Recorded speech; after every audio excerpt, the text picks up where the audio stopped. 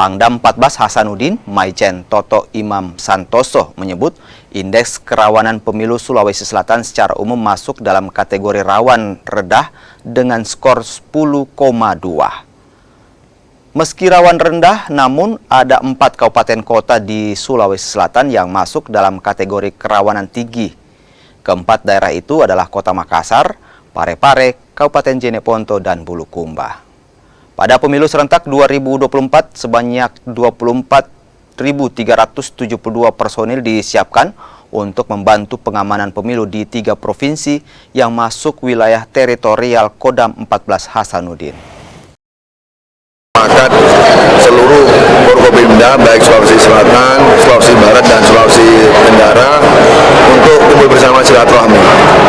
Yang pertama kita ingin saling mengenal lebih dekat karena sudah lama kita belum ketemu.